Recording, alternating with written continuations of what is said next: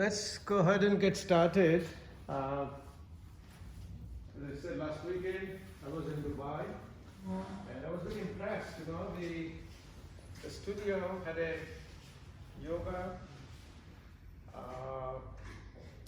music, and dance, and they wanted me to emphasize a little bit more on the practice for also for musicians and the dance. You know. So I said, you know, for music, you have to be relaxed, it is relaxation. Then exercise your vocal cord and your face and upper part of the body. And for the dance, obviously, it's a balance and hand gestures, mudras. And it was a big hit. I mean, they were so moved, and there's a lot of children.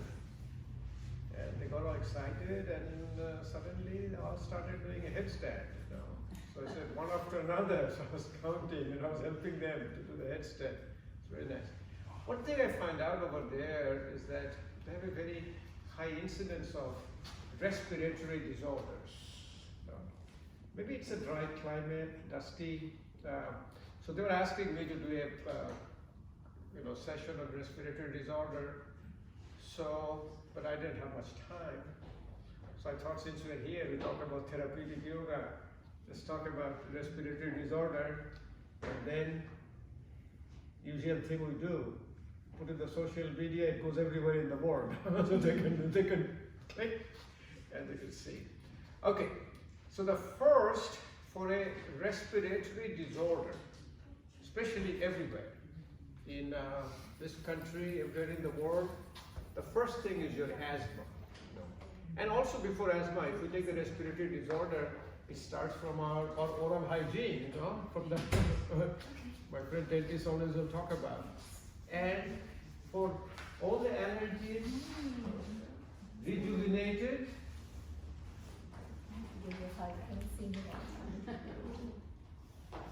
so she had a wonderful time in India.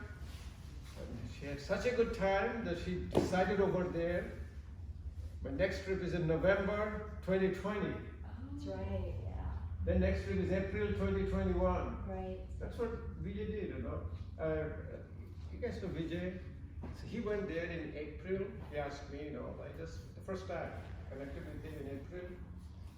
And he's there. And from there he sends me an email. Oh, already ready to come back in October, and then the next April. He went there, what, 10, 15 times? So tell us a little bit your experience.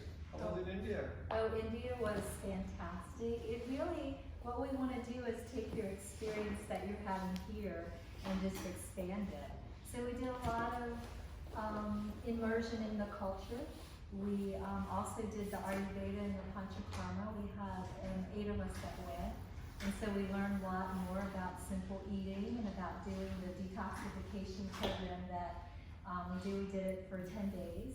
And this time we're going to go back and do it for 2 full weeks. And we're going to focus on the detoxification. Because as you can imagine, the first time you go to India, oh my gosh, you just want to eat. And you want to take in all the sights. It's so beautiful. We went to the Taj Mahal, we did some things in Delhi, it was just fantastic.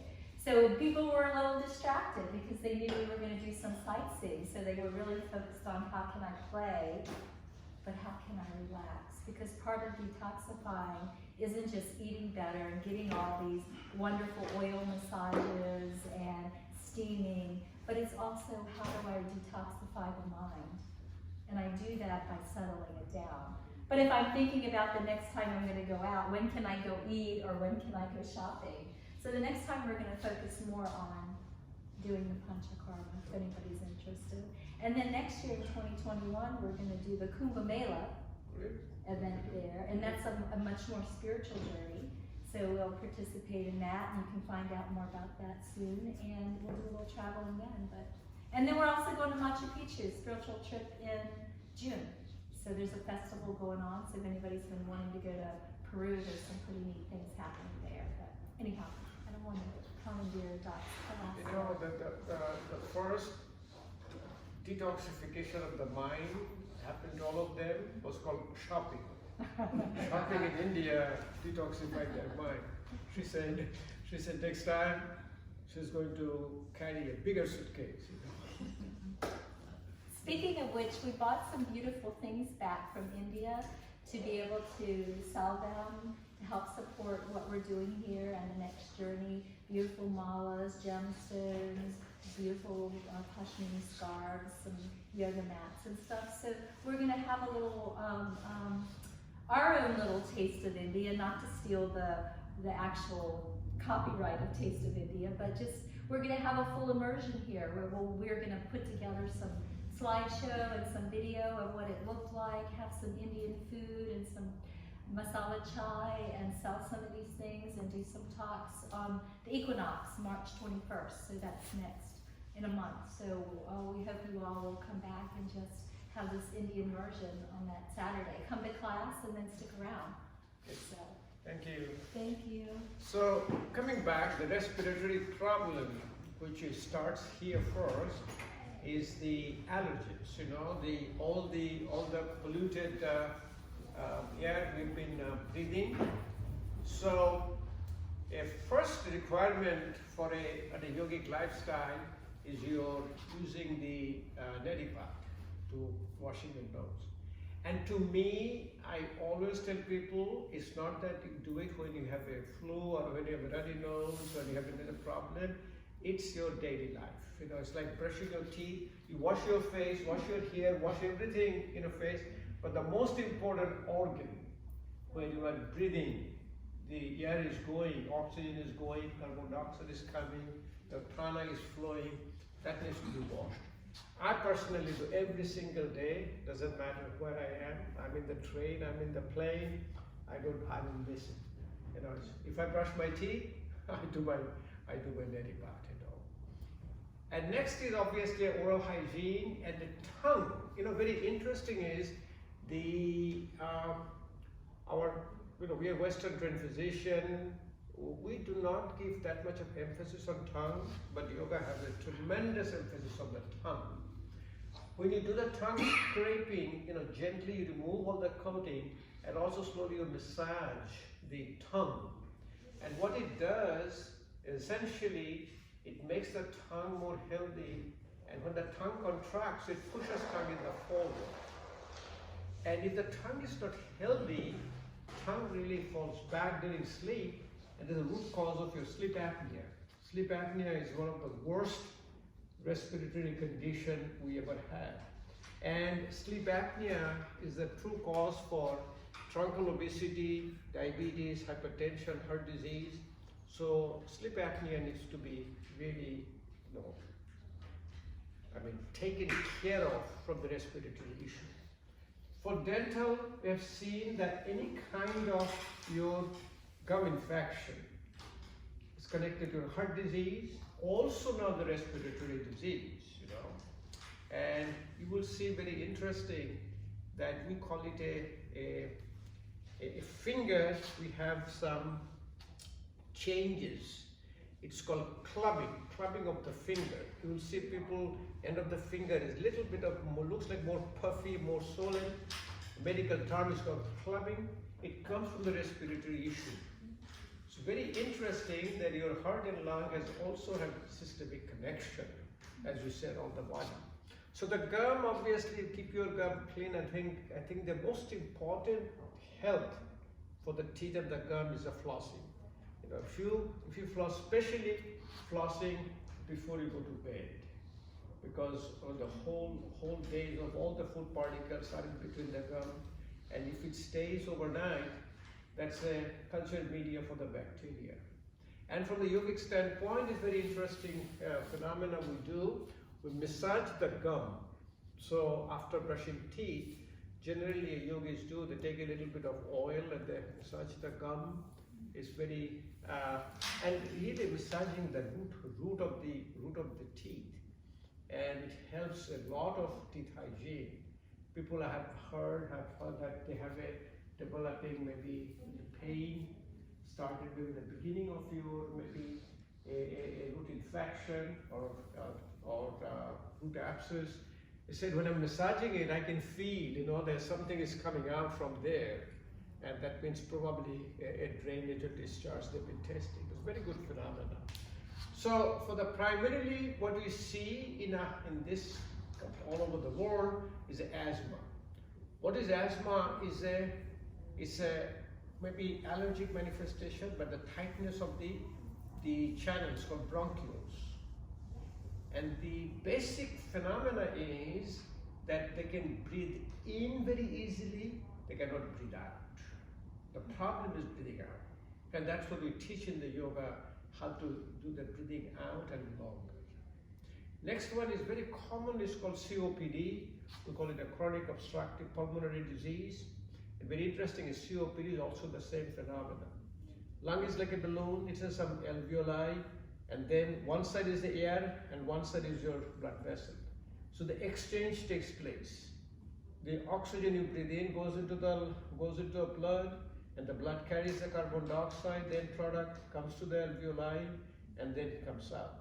In COPD, those alveoli get connected, becomes like a big blob or a balloon, and they cannot empty that.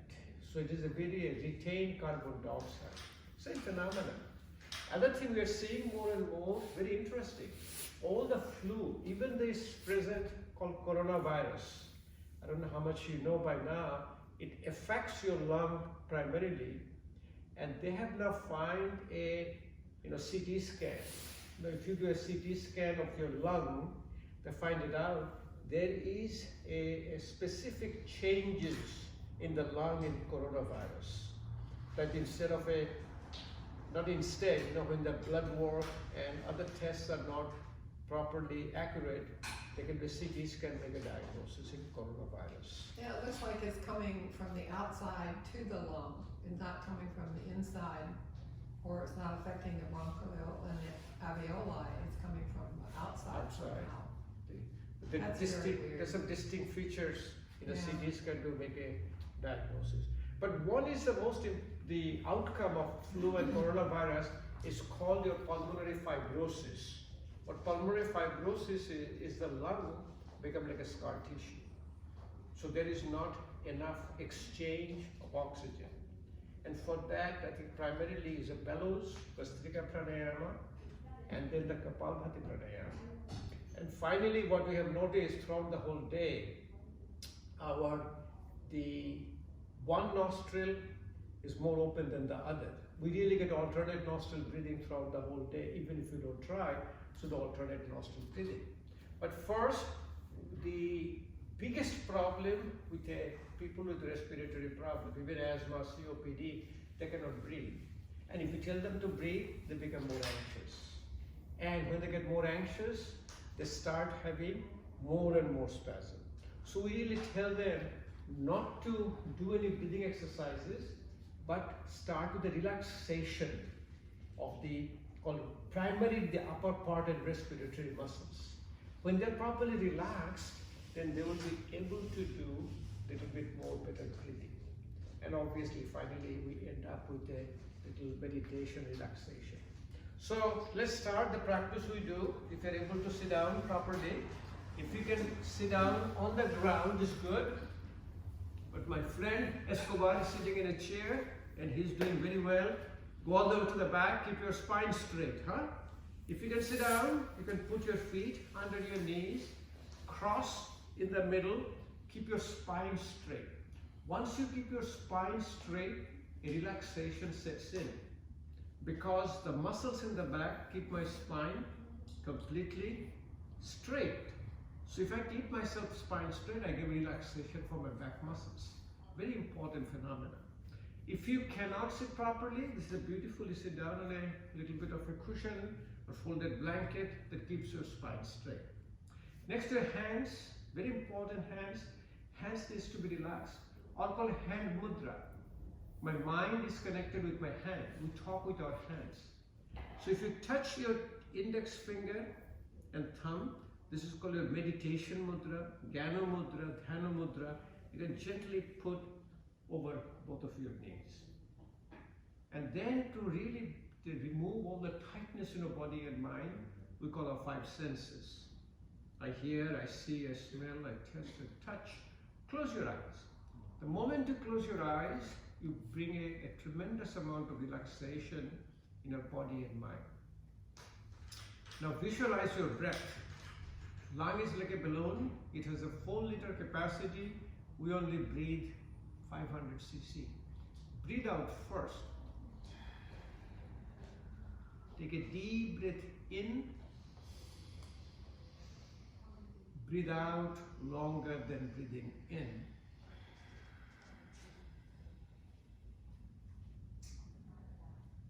Do it a few more times. Take a deep breath in. Completely breathe out longer than breathing in.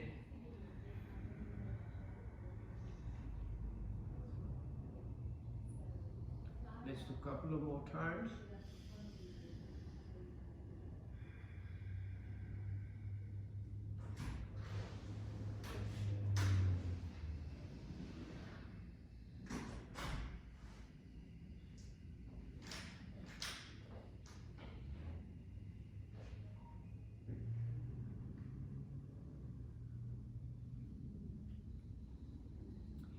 The next thing is, when you are not able to breathe, what happens? You get very anxious. Your mind, you develop an imbalance in your mind. So you need to quiet down your mind. We do it all the time. They do a bumblebee breathing, Brahmri Pranayama. We shut down all of our 5 senses. We create a frequency, and that has the same frequency as the brain, and it quiets down the brain. It's called harmonic resonance. Put our index finger in the forehead, use 3 fingers to close my eyes, thumb to close my ear, and I close my mouth. Literally, I'm closing my vision, my hearing, my smell, and the taste. I'll breathe out through my nose first, take a deep breath in, breathe out with the sound of a bee. Do it 3 times, 3 or 4 times. Let's do all together. Breathe out first. Deep breath in.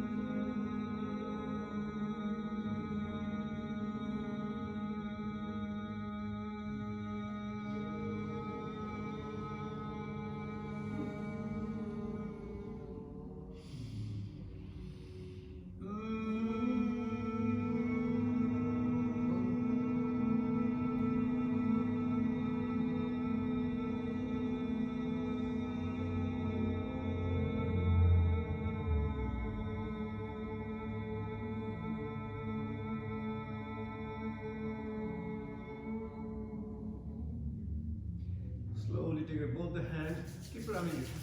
Keep rubbing your hands. When you feel the warmth in your hand, it's a very powerful relaxer for your body and mind. If you're wearing glasses, remove your glasses, take both the hands, it's called thumbing and cupping. Put it over your eyes, let the eyes take all the heat from your hand. Slowly massage your forehead, massage your eyes, massage your face and head and neck. It literally quiets down your mind, and then you're able to breathe. If you try to breathe, it becomes more anxious, more fearful. Slowly now, if you can do it, if you can change your feet, put it together, alternate, you will see the difference. Because we are all lateralized, one side feels easier than the other side. And that really creates all the disease we have within our body and mind. So always practice both sides equally. For our hands gets relaxed very easily. If you take your hand, it's like a baby fist. Put a thumb inside and close. And this is the way the baby closes the hand. And I showed it in Dubai. Nobody had an idea. Next thing, for 3 days, everybody I met, oh, we love this. You know, we love the baby face. It really helps. It really helps. It quiets down your mind. We do it with breathing. Put your hands in the front. You breathe out first. Take a deep breath in. And then breathing out to the baby face. Breathe in. Breathe out. Do with your eyes closed. You'll see it feel a lot better. Relaxation will set in. It's called Bala Mushti Mudra. Bala means baby. Baby fist mudra. Also called the Adhi Mudra. Breathe in, breathe out.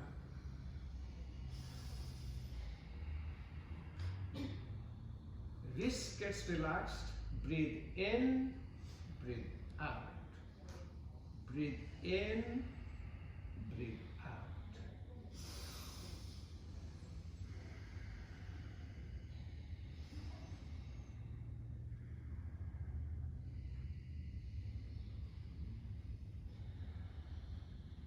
Finally, you can test your wrist. Many a time you can put your hands like this.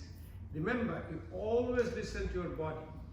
You do not compete with anybody. What you are looking for, pain. If you have a pain, you back off. And effortless breathing. Slowly and slowly you will see one day this will happen. You will be able to all the way go down, put your hand, and this is a primary sign of relaxation. And what amazes in a whole yoga practice is that if you can relax your wrist, your hand, your whole body and mind get relaxed. It's a very powerful tool. You should practice all the time. Shoulder, your hand in the shoulder, slowly bring your elbows together, wherever it comes. If it comes here, it's good. If it's together, best. So breathe out first, take a deep breath in, slowly rotate your shoulder. Breathe in. Now you do it with your eyes closed. You see, when you do it with your eyes closed, when you follow your breath, that you bring the relaxation very quickly. I hear all the time, I could used to do it, I cannot do it. Oh, I try. You don't try. You just let go. Breathe in. Follow your breath. Close your eyes. And balance it. Do opposite. Breathe in. Do opposite side.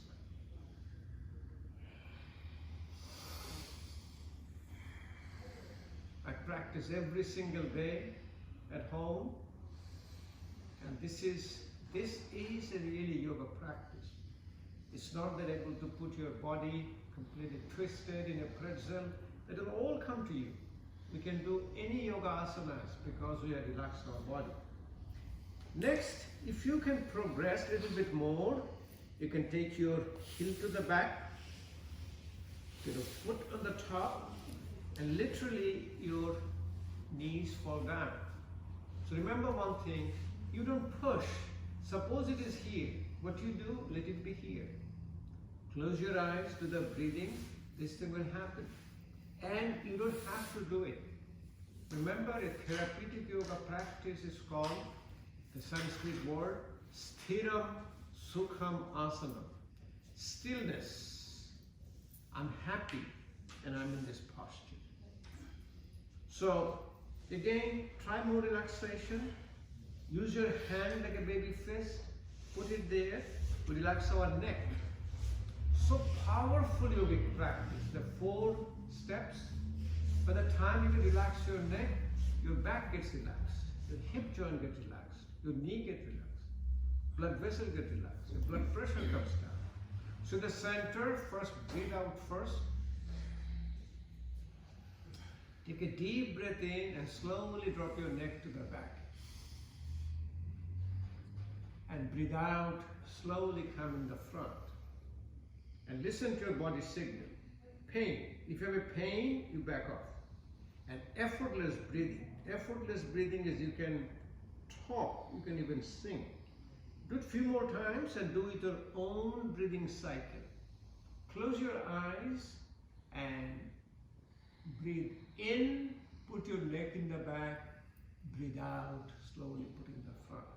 Your eyes are closed, you don't know who is doing what, you are not competing, and you are just following your breath, and the breath is guiding your practice.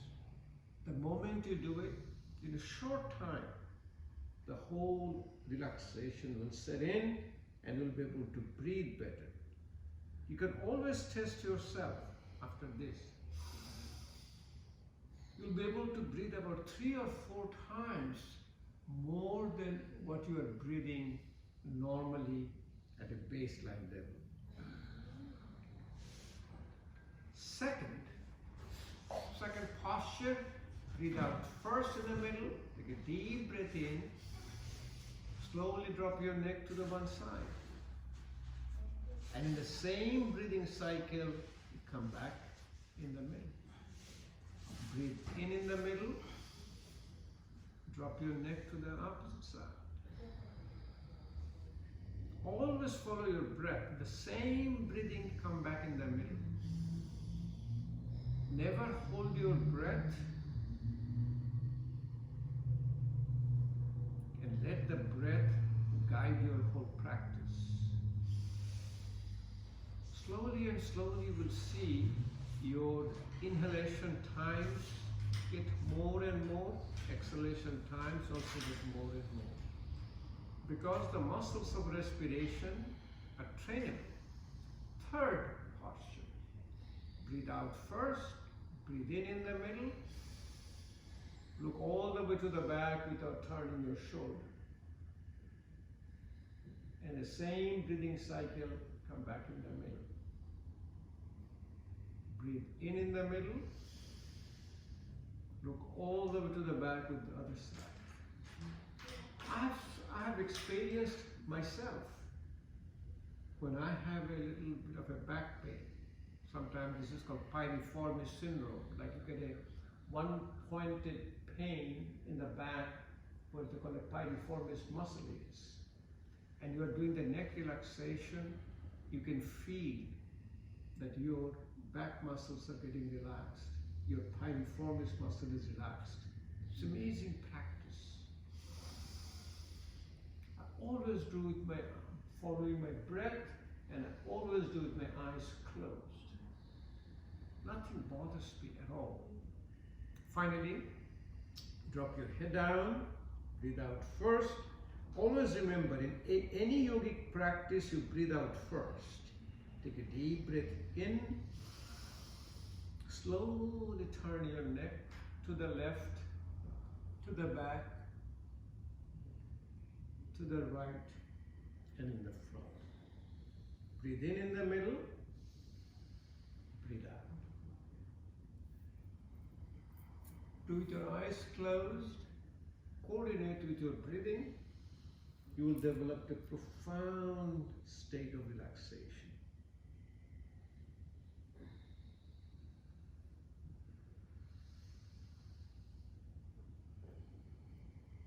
Finally, start from the opposite side. Breathe in here. Start from the right side, to the back, to the left, and the front. Everybody asks me all the time, how many times should I do it? I said, it's an effortless practice. The moment you have any effort, just stop there. For us, we do it all the time. We can continue, keep on doing for a long, long time without any effort. And when I'm doing my yoga practice, my body and mind is so connected that I really cannot even count. People says, how many times? How should I count? If you're able to count, you are not a yoga practice. Next, you see, also in stages, the relaxation takes place. So there are a few new people, and you'll see the difference. Now I'll take my one foot in the top and keep it here. Now, what I'm looking for, pain. It is hurting me. So what I'm doing, I'm backing off. It's not hurting me. Or I'm here. So in stages this will happen. This will happen, I'll be able to keep it here. Your whole body gets relaxed, which is called prayer pose to the back. So if you can try doing a prayer pose to the back, you can see how slowly and easily you can do it. If you're in a cross-legged position where you are, your whole body will get relaxed. Slowly put your hands together, so wherever you are, if you're in this place, then keep it here. What you're looking for, pain, effortless breathing. Slowly, if you can put your hands in a prayer pose, and you can bring it up to your prayer pose, and slowly, in a practice, remember it's called neuroplasticity. Your brain gets a signal. It will go high up. 1 month, 2 months, 6 months, 6 years. Sometimes in our lifetime this is going to happen. When this happens, my whole upper respiratory muscle get relaxed, and I'm able to breathe in and out absolutely effortlessly and at the maximum capacity. I will show it to you, but you take a deep breath in, breathe out.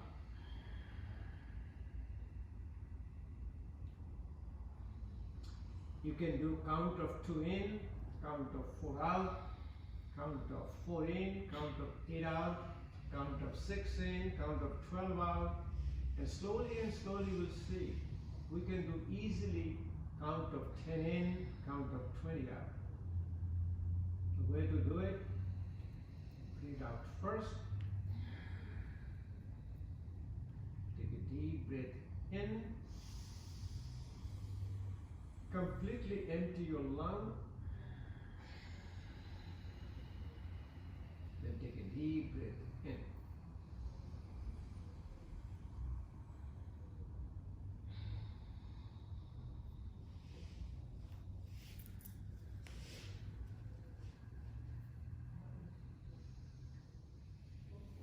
Let me show you in the front so you'll be able to understand what I am talking about. It's a very powerful practice for respiratory problem. Now I'm pretty relaxed, so I go back, put my other foot here. So I'm going in stages. Finally we'll see, I'll be able to put both of my feet in the top. It's called a lotus posture. So what I'm telling you, let's sit down, I'm relaxed, I have my hands relaxed, put my called baby fist. So I'm breathing out first. Taking a deep breath in. I'm completely breathing out, and I will be able to count and breathe in.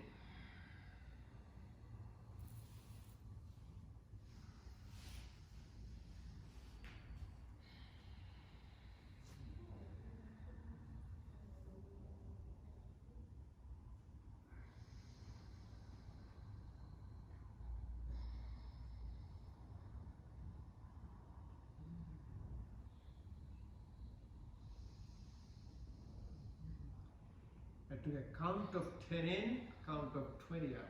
Very easy. I've seen yogis, I sat down with the yogis, they will breathe maybe 2 or 3 breaths a minute. So quiet, you will never know they're breathing. So try this, it was very, very powerful tool. Slowly breathe out first. Take a deep breath in. Completely breathe out.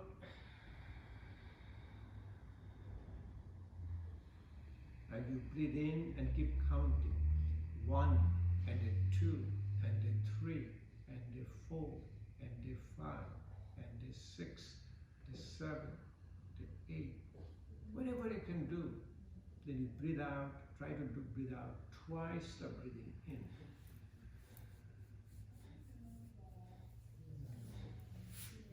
So that also brings a relaxation in your body and mind. So if you can take a look at me now, I can take my other foot on the top. This is called your lotus Padmasana. And it looks like, oh my God, how can you do it. It's not. What it is, the relaxation, it brings it to us. Relax your upper part of the body. It's called Yoga Mudra. Hold your one hand to the back. Keep your spine straight. Best way to keep the spine straight is look straight. Breathe out first. Take a deep breath in and slowly come down and effortlessly breathe out. Always listen to your body's signal. What is your body's signal? Pain. So example is, if you're able to see me, I'll show it to you. I'm developing little pain now, so what do I back off? But I stay in the posture. Stay in the posture between 5 to 10 breaths. If I don't have any pain, I keep on coming down, and then I follow my breath. My breath has to be effortless. What is effortless? I'm talking, I'm breathing, I'm totally effortless. So, wherever I am, I stay here. I don't push myself. This is the one I want to prove it to you. I can go down, I can go all the way down, I can stay there, but I don't have to. Came up to here, and I follow my breath, breathing out longer than breathing in, and I stay in the posture between 5 to 10 breaths. Relaxation sets in.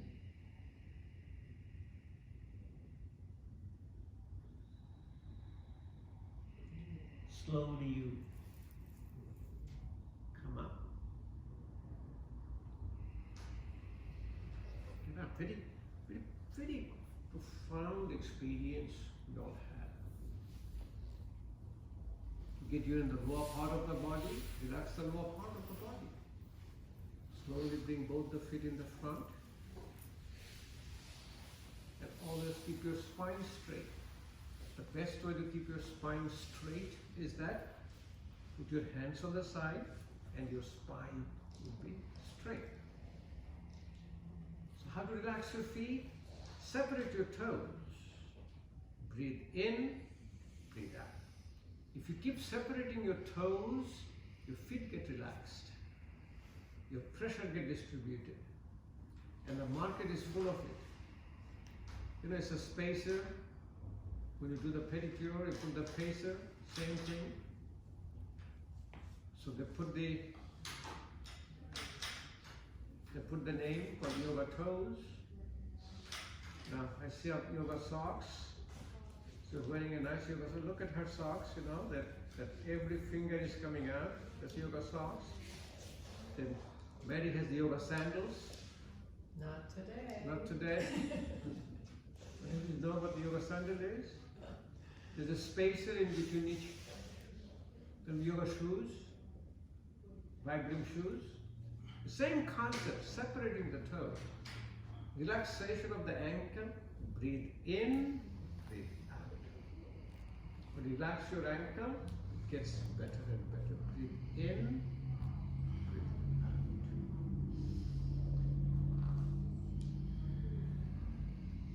Very simple things you do for your respiratory trouble. So we do a little bit more physical.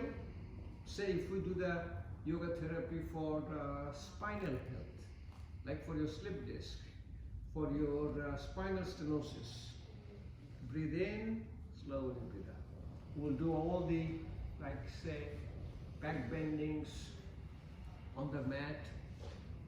We'll do a lot of Vastrika pranayama.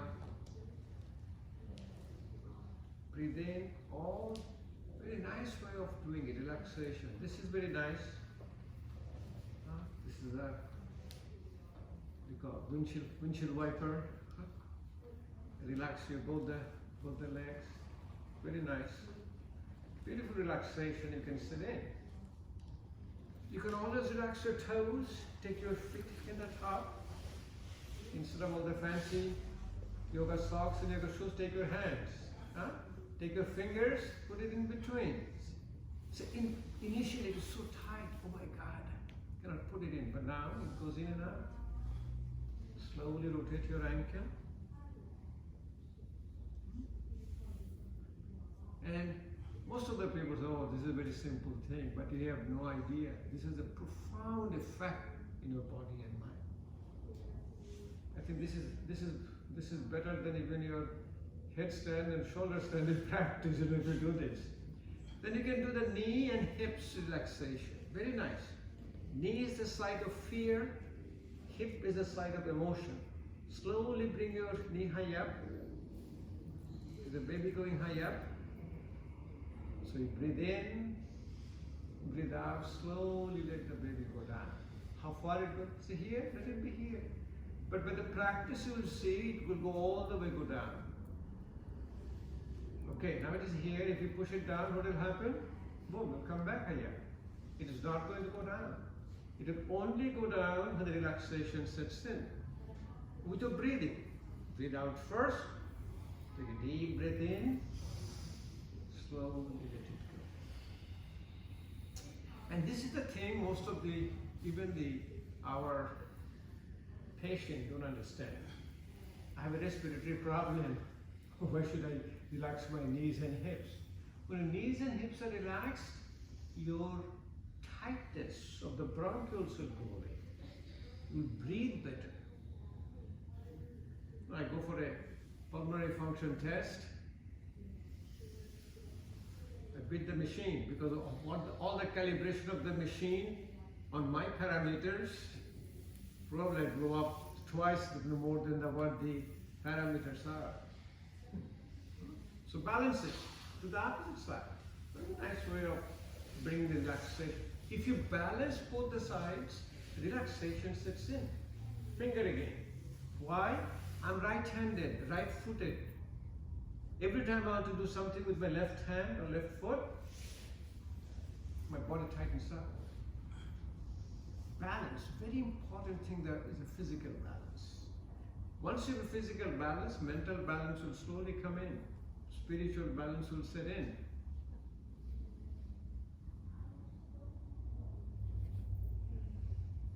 Breathe in, breathe out. Yesterday I got a call from a person Mary knows very well. I got a call from Sarkar. Oh. And I'm Butler. Yeah, he wants me to present for his conferences. But it looks like I have a conflict on those dates, so it's not going to happen. Is it live? He's doing a lot of online stuff. Yes, they're online, and then he said he does a show called Zoom. You know what Zoom is? Zoom is, it used to be called GoToMeeting.com. That's called a Zoom. But again, Mary is very much with Ayurveda. We have an association called National Ayurvedic Medical Association. It's in April. It's in called Boone, North Carolina. I'll be the keynote speaker. And guess what the topic is? Ayurvedic yoga therapy for spiritual wellness. All right. Powerful tool. So now when you relax, what you can do, you can relax your hips. So put your feet together and slowly bring it close to you. As much closer you can bring. Clasp your hand, put it down. This is called your butterfly. The Sanskrit name is the Baddha Konasana. Butterfly is called Titliasana. And very nice, Steph. Let's do it again one more time. Let me see it. Very nice. Come to the front, bend it down slowly. Look at the posture she's doing. By the time you do that, you can imagine your whole body is relaxed. Slowly your head will come down to the ground. Huh? It's coming? Wow, see, beautiful. Christmas is coming, New Year's is coming. Huh? Beautiful, very nice. Easter. Easter is coming, yeah, Easter is here too. Everything is coming. So, overall is the whole body's relaxation. It's called a squatting pose. If you're able to sit down in a squatting pose, you can see your ankles are relaxed, knee is relaxed, your hip is relaxed, back is relaxed. And then again, if you cannot, slowly do it. Look at that, yeah, he's doing his own. He's using blocks. Look at that, how Kubar is doing. In stages it will come to you. Put your hands together, separate your fingers, extend your wrist, put your one elbow inside, other elbow inside, slowly bring close to your spine straight, eyes closed. You can see your breathing gets a lot better. Remember one thing, we practice almost same relaxation every single day, because this is yoga as a therapy. It's not a reductionist attitude. I have a fever, I'm going to Tylenol.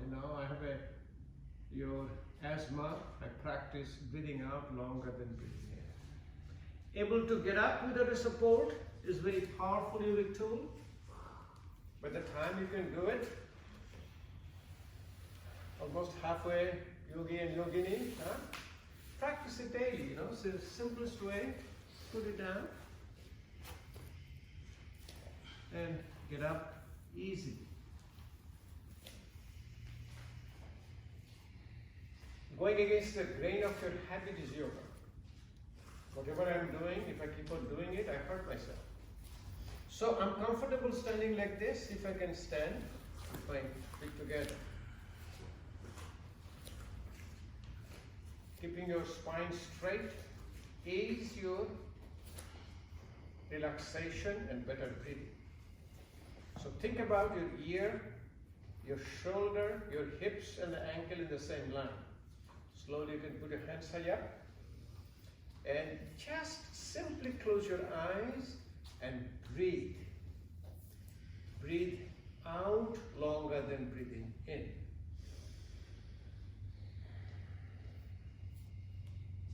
You will be amazed how deeper and deeper your breath becomes. I do it every single morning. I stand I stand actually, you don't have to do it. There are few new people, so I can show it to you, and that people have seen me. First thing in the morning, I'll get up, I put my ankle there. Believe me, my posture remains like this in the morning. Because morning, when you get up, your body gets tightened up. Slowly and slowly, I close my eyes, do the breathing, and body becomes like this. The body becomes like this. I stay here, and this is really my total relaxation. This is my savasana. This is my corpse pose. I do my breathing. Don't have to do too much. My eyes are closed. 5 to 10 breaths. It brings a profound relaxation. Slowly bring your balance back. Clasp your hand. You can slowly put it over your head. Breathe out first. Take a deep breath in. And then slowly see if you can get up on your tippy toes. And come down. Try a couple of more times. Breathe in. Breathe out.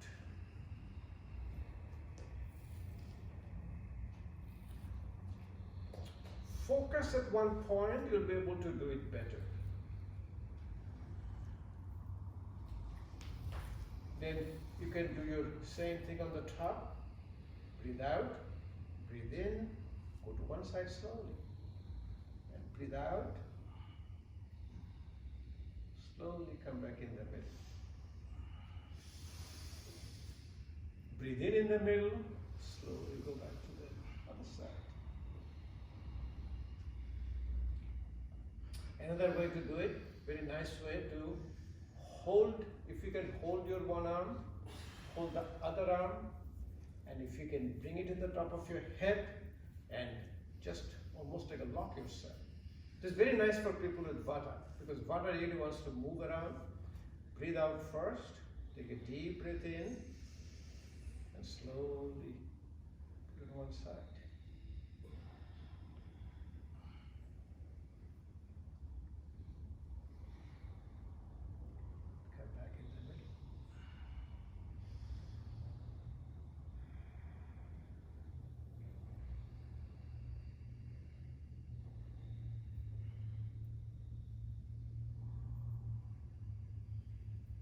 I always do it as I said, always do it with the eyes closed and you feel, and by the eyes closed what happens, you can follow your breath very easily.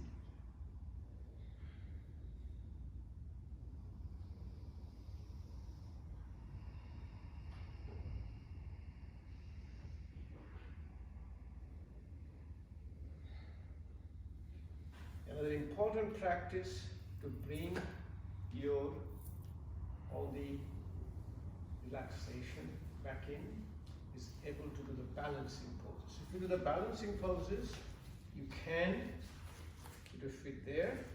In your hands, remember, anytime you fall down, you fall in your hands.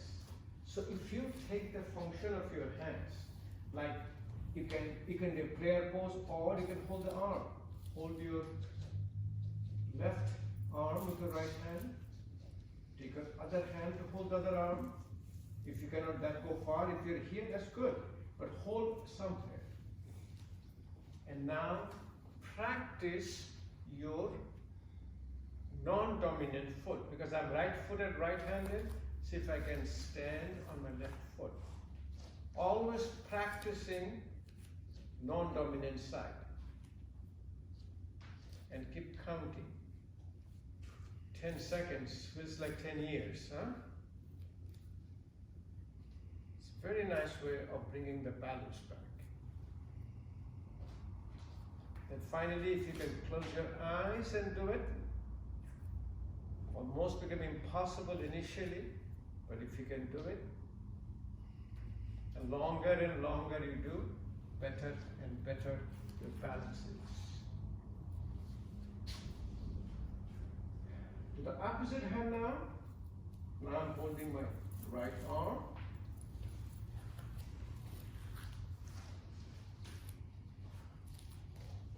You try in the opposite foot. 10 seconds. 20 seconds. We're talking about seconds, not even a minute. And then if you can do the eyes closed,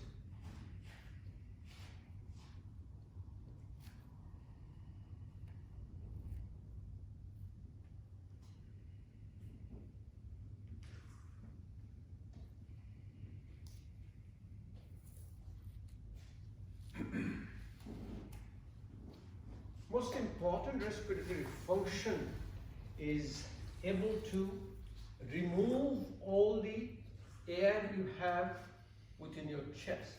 So slowly separate your feet. We'll do a little bit of a chest expansion with called a Pranayama breathing, called Bastrika breathing. We'll be practicing a little bit more of pranayama today again, because that's a part of your respiratory issue. So you can put your hands in the front. What you will do, you will do active inhalation, active exhalation. Normally what it is, active inhalation, passive exhalation. So here is a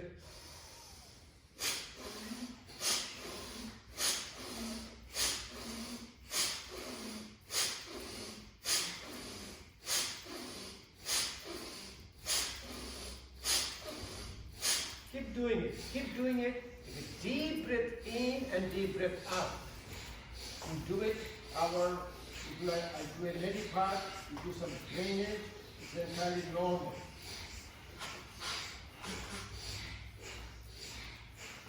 In fact, we keep all the Kleenexes here, the boxes, if you can use, if you need, you can use. It's a very nice way of doing it.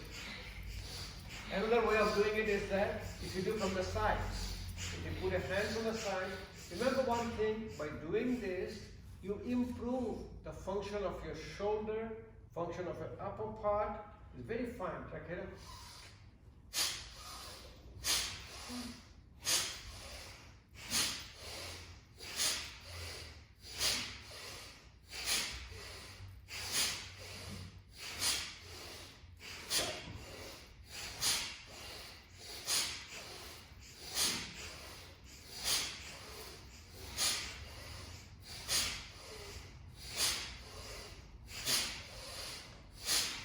Try to do deep breath in and out, like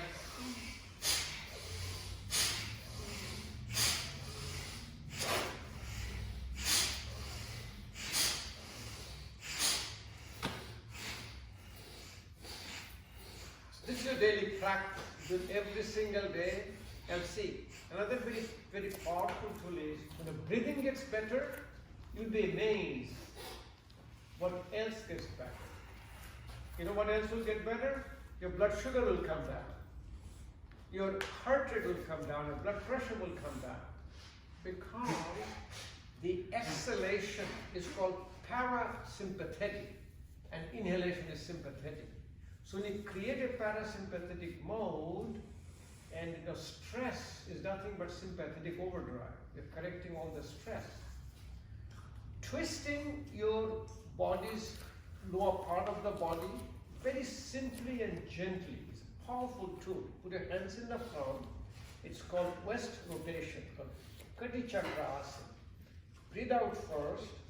Take a deep breath in. Slowly twist your body. Put hands all the way to the back with your breathing cycle. And same breathing out, come back in the middle. Breathe in here. Slowly go all the way to the back. And again, come back here in the middle. Now what you do, close your eyes and follow your breath and do it on your own breathing cycle. This is so important that we practice. This is called a moving meditation. Breathe in.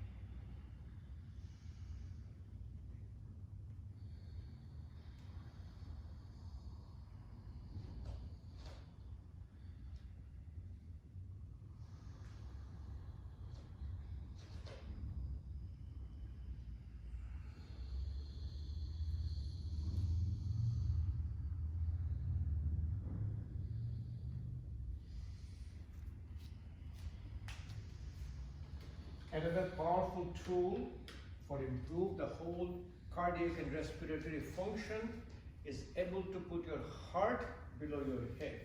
And we practice it all the time. Do it very slowly. Keep separating your feet.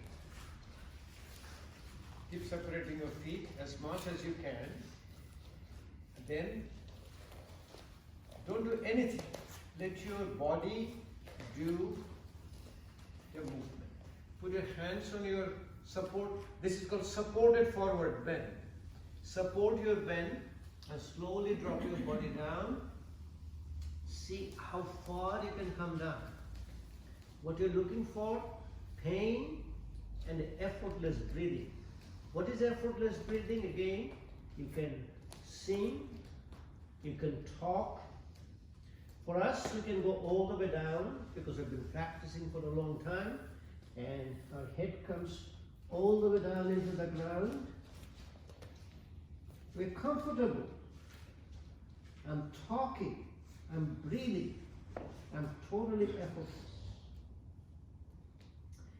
What it does is the posture, my pressure in my head goes high up, pressure inside the eyes goes high up, pressure inside my arteries, carotid arteries goes high up. But if I stay here, slowly and slowly, all the pressure starts to come down. It normalizes. Pressure inside the brain comes down. Pressure inside the eye comes down. Pressure inside the blood vessel comes down. It's called baroreceptor sensitivity. It brings a profound state of relaxation. And I can even do all the breathing. I can do a Kapalbhati pranayama. I can do Bhastrika pranayama. I do all the breathing techniques in this posture. And I can stay here maybe even hours without any effort at all. Slowly when you get up, be sure you get up very slowly, one step at a time, because you are relaxed. And slowly bring your feet close to you. And then with this, you bring another profound relaxation to your body and mind, and slowly get down into the mat and get into it. We'll do our Savasana slowly.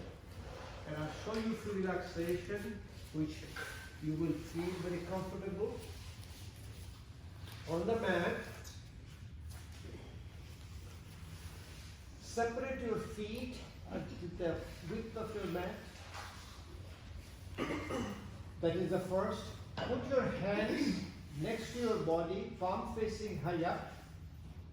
Then try to keep your chin below your head. If you have any problem putting it down, put a little support underneath your neck or head. Be sure you're completely relaxed. Don't let your body be in imbalance. In fact, many a time you need to put something under your knees. Put something under your knees, put something under your back, under your head to be comfortable. Now visualize your breath. Visualize your breath coming in from outside. Visualize your breath going behind your throat. Visualize coming in the upper part of the lung, middle part of the lung, lower part of the lung, almost to the level of your belly button.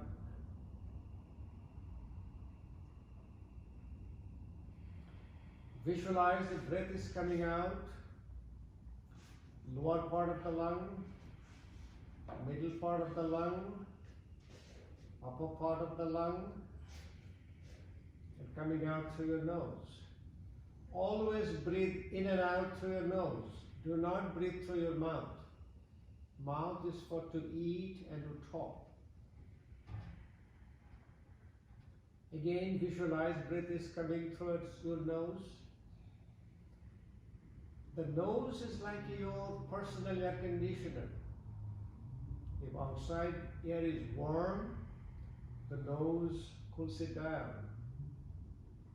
If outside air is cold, the nose warms it up. So the air gets into the perfect temperature within your body. There is few structures in the side of the nose called turbinates. The turbinates guides the air, so air goes into the lungs, in the larynx, instead of going to your food channel. If you breathe through your mouth, the air will go into the food channel half and half in the respiratory channel. Also, we have a couple of physicians here for their information. Nasal breathing increases nitric oxide production. And nitric oxide is a powerful vasodilator, powerful relaxer of your whole physical body system. In yogic concept, the breath is also a carrier of prana. Prana is a life force. Prana is a subtle energy which keeps us awake, alert, alive. And yogic tradition, our whole body does breathing, not only lung. Visualize your breath is coming. Visualize breath is carrying the prana. Prana is like electricity, and breath is the carrier. Breath is like the cable. Visualize the prana is coming to the organ of healing. For me, prana is coming to my heart. I have a heart problem. If you have a back issue, visualize prana is coming to your back to do the pranic healing. Visualize prana is coming to your hips, your knees, wherever you have any issue. Slowly bring your breathing pattern to your abdominal breathing. Abdominal breathing is a relaxing breathing. Chest breathing is your effort. So if you're new to it, you can put your one hand on your abdomen at the belly button, and when you breathe in, your stomach wall will rise. When you breathe out, your stomach wall will come down. Breathe in, breathe out.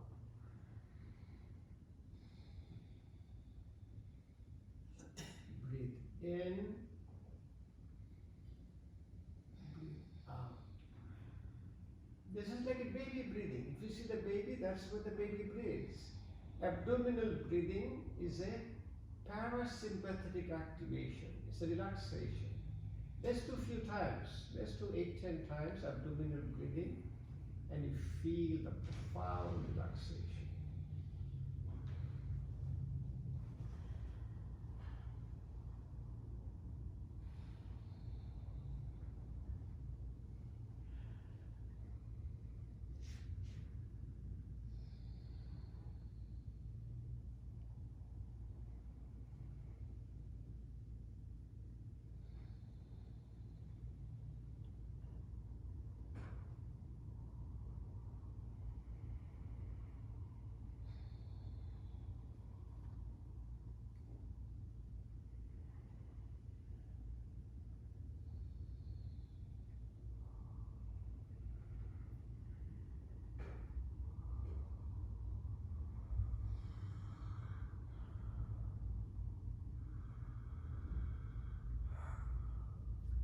One very powerful sign to check your imbalances.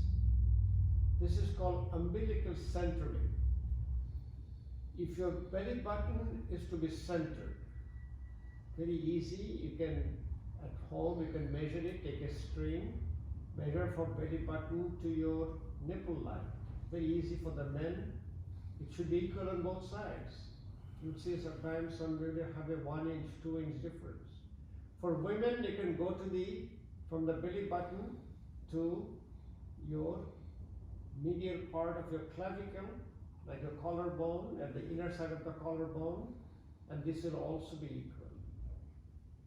Another way you can do, you can put your hand at the level of the belly button and push it down. You will be able to feel a pulsation. You will see this is called aortic pulsation. If the belly button is not centered, you won't be able to feel the pulsation. And this is a yogic tradition. Physical balance comes from your umbilical centering. And there are few asanas to center the belly button with a physical balance back. Another way to test is if you can put both the feet together, you will see both the toes should be in the same line. If the toes are not in the same line, you have a physical imbalance. What very interesting is the physical imbalance interferes with the breathing.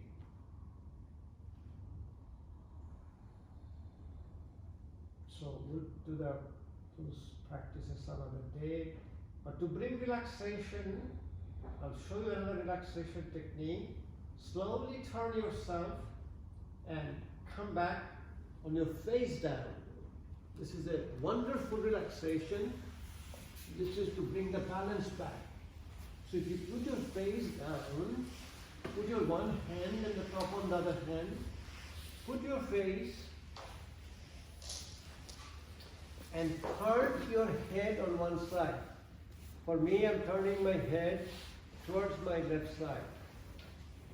And in the left side, I'm bringing my feet high up and my knee.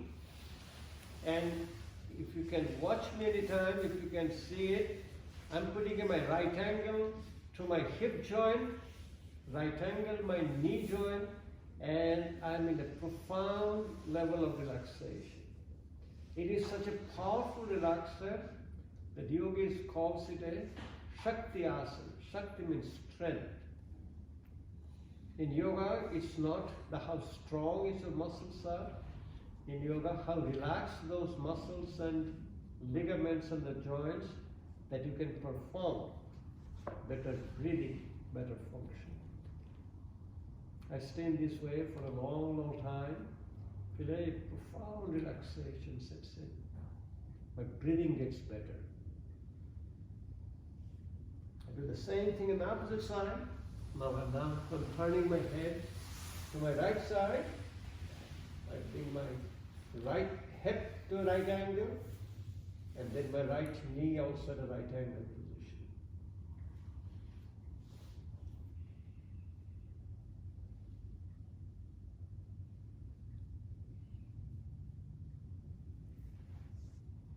If you're able to breathe this way, or if you're able to sleep this way, you have a profound, deep sleep.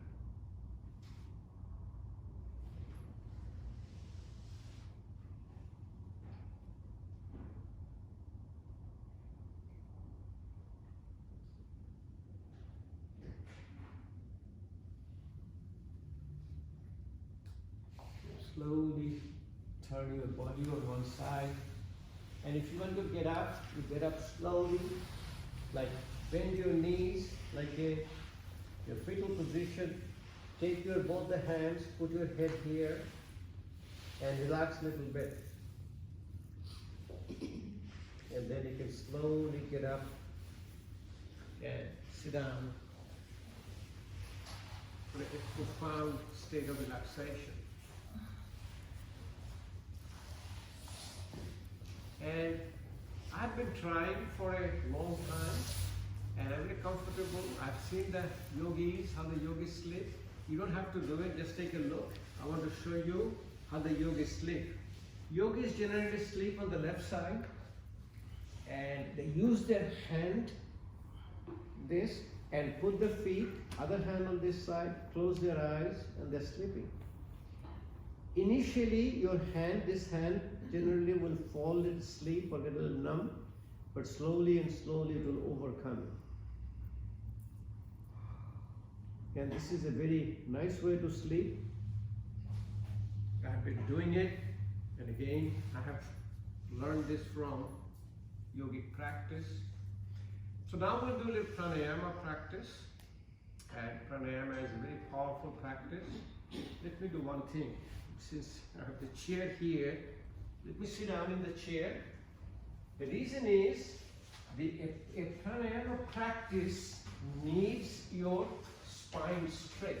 So I tell people all the time, if you can sit in a chair, like if you can sit in a chair, you see what I do all the time? I'll be sitting in a chair, I keep my spine straight. This will be my posture in a chair. Even if I sit on the back, I don't support my back, my whole body is supported with my spine straight. Many a time with a pranayama practice, the breathing practice, you feel a little uncomfortable in your back. What happens, and then you develop a relaxation of the muscles. So I do it also, like sitting next to the wall, and you're supporting my back. If your back is supported, it feels a lot better. This is a beautiful posture for practicing pranayama. This is called Vajrasana, Linda is doing. If you look at her, her whole back is straight and she's very comfortable. And again, this thing will come to all of us. Hand mudras are very important. There are 3 other hand gestures very important for your pulmonary standpoint. Like if you do this mudra, touch your index finger and thumb. This is called your Gyana mudra or Dhyana mudra, meditation mudra, knowledge mudra. But if you take this one and turn your hand, called it Chin mudra, it opens lower part of your lung. If you close the other fingers and do this, this is called Chinmay mudra, it opens the middle part of your lung. And if you do the Adhi mudra or baby fist, thumb inside and close, it opens the upper part of the lung. And our upper part of the lung is never being used. Because if you put something in a bottle, what happens? It goes to in the bottom first. Then it fills up the middle part. Upper part, you have to make an effort. You see the baby will cry because baby wants to use the upper part of the lung. Let's do the Adhi Mudra. They put a thumb inside and gently practice first the Bhastrika Pranayama. What is the Bhastrika Pranayama? Bellows, active inhalation, active exhalation. So I'm going to show it to you and see if you can do it on your own. You breathe out first, take a deep breath in.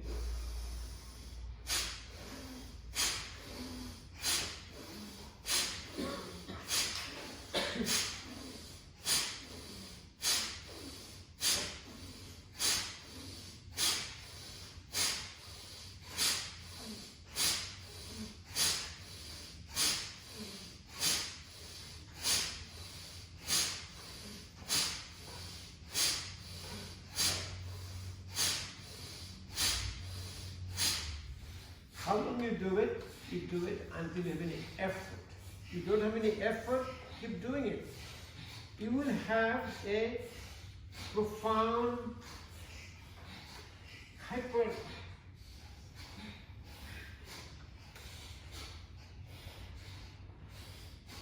beautiful.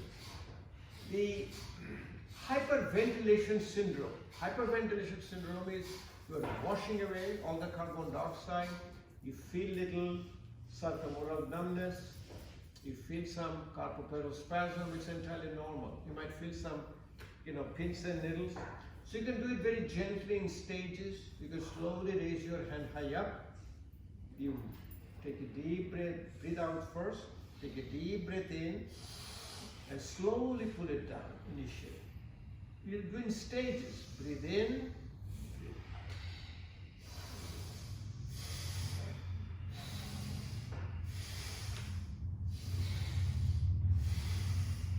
with your eyes closed, you feel the difference.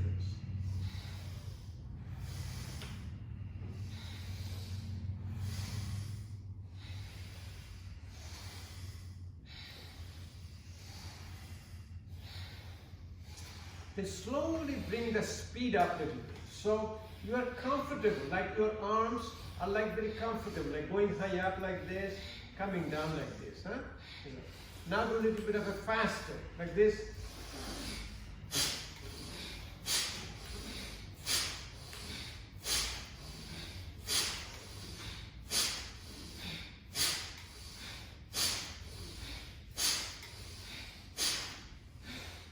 You can do speed up a little bit more. You call a medium pace. You do.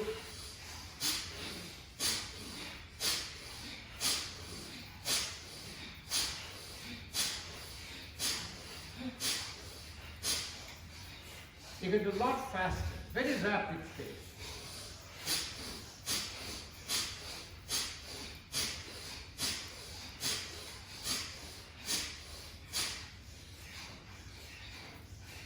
You take a deep breath in and out now. Wow. Breath is your life. God made us from dust or clay, whatever God made us from. But what God did, God gave us the breath to be alive. So generally we practice this daily in a sequence. In a sequence, generally we do a very slow, medium and rapid. I do it a lot faster, I do it a lot more because I've been doing it for some time. Let's do for our practice, we'll do a 10 slow, 10 medium and 10 faster. We'll do it about 2 sets. If you can continue, you'll be fine. If you cannot continue, you stop. And then you close your eyes, do the breathing out longer than breathing in. So let's start. We'll do 10, 10, 10. Huh? Do it on your own.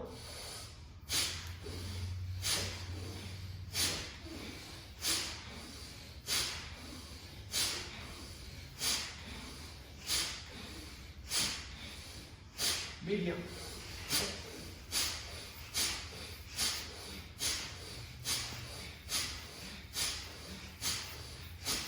Faster.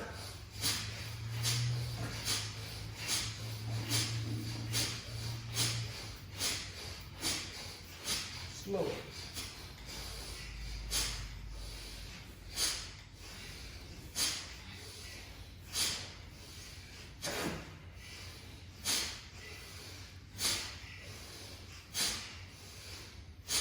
medium.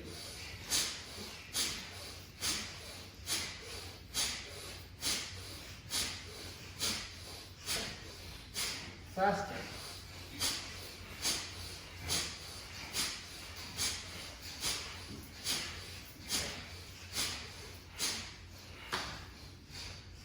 Continue this. This will be your cardiac stress test. This will be your running a marathon, doing. It's a tremendous amount of energy it needs. It's called the energy for your breathing. You have, even if you count a calorie, you'll be surprised how much calorie you burn. If you said, I want to burn my calorie, I want to reduce my body weight, it's a powerful tool. It's like bellows. Many of you have not seen the bellows, and I always tell you a nice story. I must have told it 100 times, but I love to say it all the time. Mary gave me a real bellows, and I keep it all the time in my car because, believe me, Mary, you're absolutely right. I go to some classes, or half of them has never seen a bellows, you know. So I showed them what the real bellows. All of you have seen real bellows? See, I find that somebody who has never seen a bellows. Okay, I'll bring it next time, okay? Going against the grain of your habit is your yoga practice. So, normally what we have a active inhalation, passive exhalation. This will be your active exhalation, passive inhalation. You have a balloon here, you have a diaphragm here, and a balloon here. Your awareness will be at the belly button. You push your belly button back in, and it will hit the diaphragm, hit the lung, all the air will come out. You'll be continuously doing it, and you will do the hand mudra or hand gesture. So the first mudra is like this one. This is called your Dhanu mudra or Ganu mudra. This is bend your index finger down. It's called a Vayu mudra. Controls your vata, controls your pain. This is called a Shunya mudra. It improves your hearing. This is called a Prithvi mudra. This is called grounding. It's very good for your diabetes, obesity. This is called a Varun mudra, touching your little finger. Improves your bladder function, controls your body fluid. There's a lot of mudras. This is called a Shakti mudra. Ring finger, little finger, and thumb. This is called a Apana mudra. Middle finger, ring finger, and thumb. I have all of them in my book. My book is all available here if you want to get a book. And then all the explanations are there. So let's start. All of us are doing it for a long time, so you know. So we'll do about 20 counts of Kapalbhati Pranayama. This is called breath of fire in each mudra.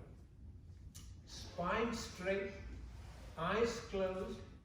Bring your awareness in the belly button.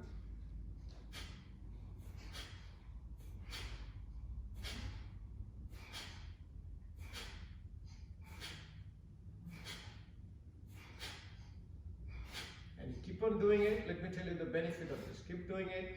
Count yourself 10. People are new to it. Look at me.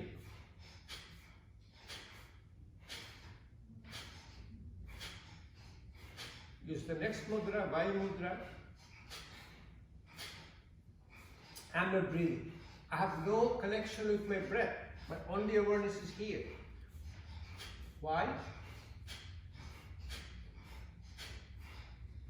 I'm breathing in between without knowing. Why? The day I was born, I took a deep breath in. Nobody taught me how to breathe in. So in between this active exhalation, I'm breathing in without knowing. Third one, Shunya mudra.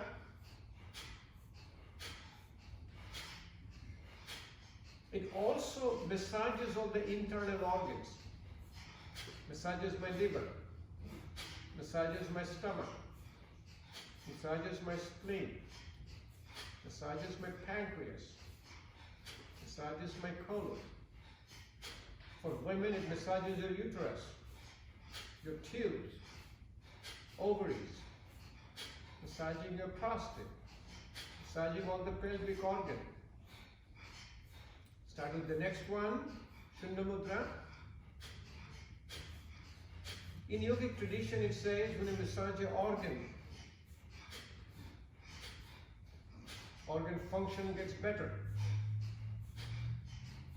And if you look at it, if you hit in the back, and if you're new to it, you can see, you can put your one hand in the stomach, put the other hand under the ear and nose.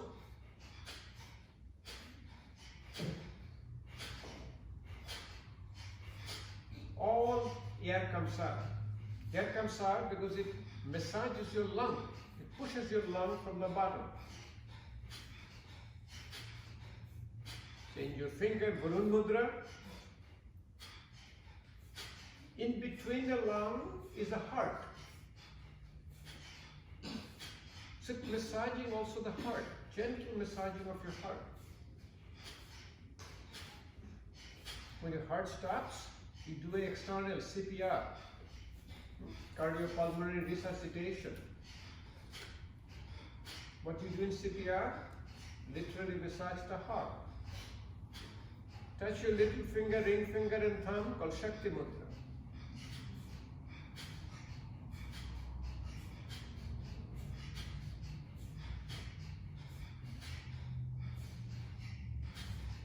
So massaging the heart is almost like internal CPR. I'm doing a CPR. I have taught some nurses, healthcare providers, doctors, a person if they feel they're having a chest pain, they're having imminent heart attack, do the Kapalabhati Pranayama. Call 911, that's number one. But in the meantime, when 911 doesn't come up, touch your middle finger, ring finger and thumb. This is called Apana Mudra. This is called a Pachan Mudra, digestive mudra. Each mudra has a function of its own.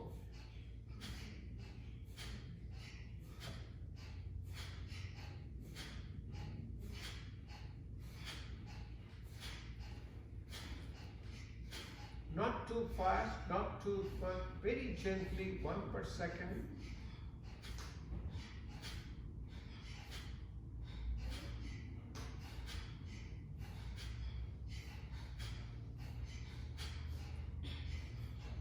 If you bend your index finger down, touch your middle finger and ring finger, this is called a Hriday Mudra, heart mudra. It improves the function of your heart. So people who are having an impending cardiac problem, tell them to do this pranayama with this mudra. Middle finger, ring finger and thumb touching, and take the index finger, bring it down. I have the picture also in my book. This is called Hriday Mudra. I have a person who, every morning, he takes steps, 13 flights. Tell them to do it with this mudra.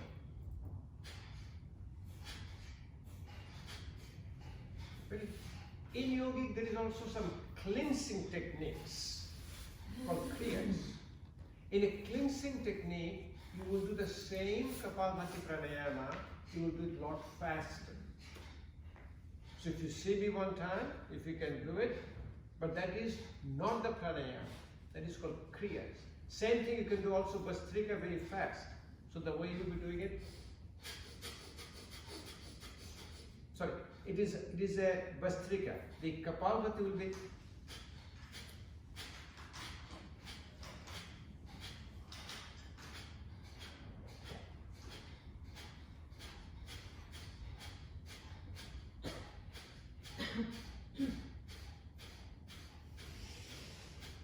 but you don't want you to do it unless you can do it in a relaxed way. Why? If you are not relaxed with your faster, your heart rate goes higher, your blood pressure will go higher. It is not a relaxation at all. Now, the most important yogic practice for any respiratory problem is alternate nostril breathing. Why alternate nostril breathing? Because it activates both sides of the brain. Left nostril is supplied by your right brain and right nostril is supplied by your left brain. And people ask me all the time, what happens when I breathe in, how it activates? Because all the nerve endings are in the nose. When you do it, it activates. But now, for your practice, all of you should do and test your breathing first. Use your right hand, close your right nostril, just gently underneath the right nostril. Breathe in and out through your left nostril.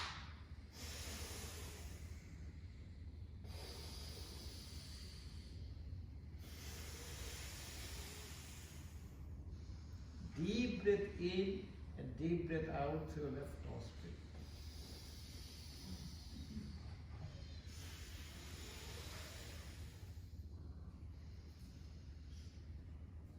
If left nostril is easier to breathe in and out, now you do it with the other nostril.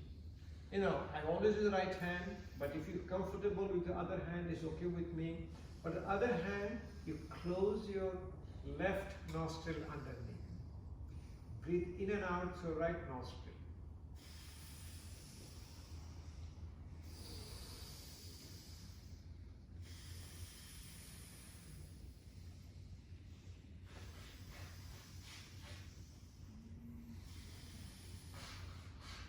Did you feel any difference? I definitely feel my right nostril is not as open my left nostril. It is for every human being. And every 90 minutes to 2 hours, it shifts on its own. And that is the most important yogic practice, to open up both. So the way to do it, quiet down your mind, use your left hand, touch your index finger and thumb, put it gently over your left knee. Use your right hand only, use your thumb to close your right nostril,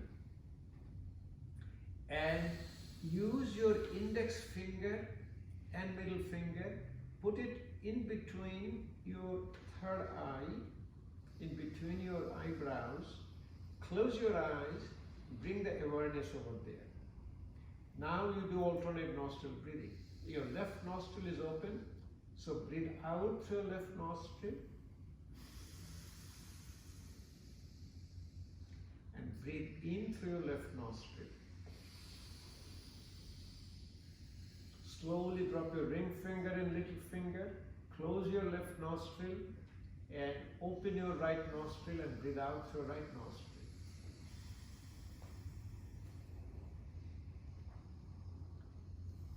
Then breathe in through your right nostril, close your right nostril and breathe out through your left nostril.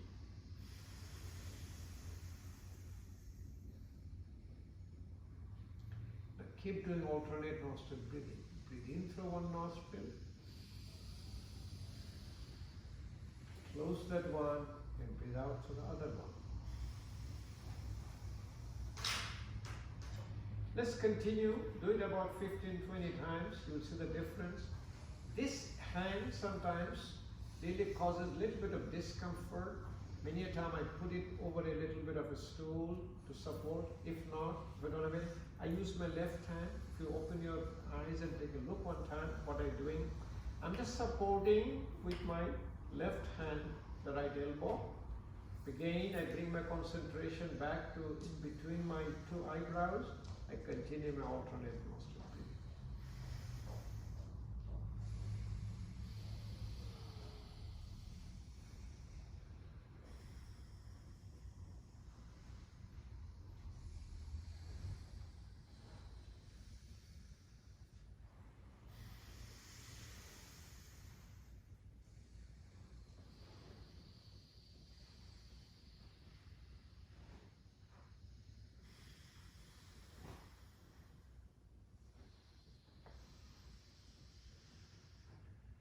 Keep on doing, let me tell the benefit of this pranayama practice.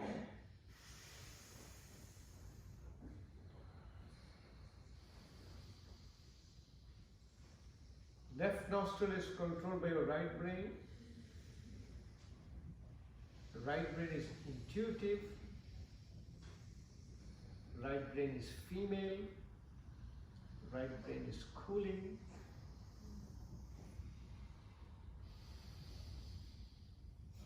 Left nostril breathing is called cooling breathing, Chandranari, moon energy, and also called the Ida. There's two channels, Ida and Pingala. Ida is coming, cooling channel.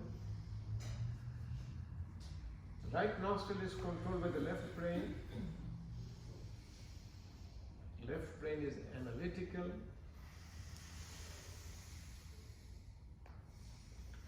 Left brain is heating.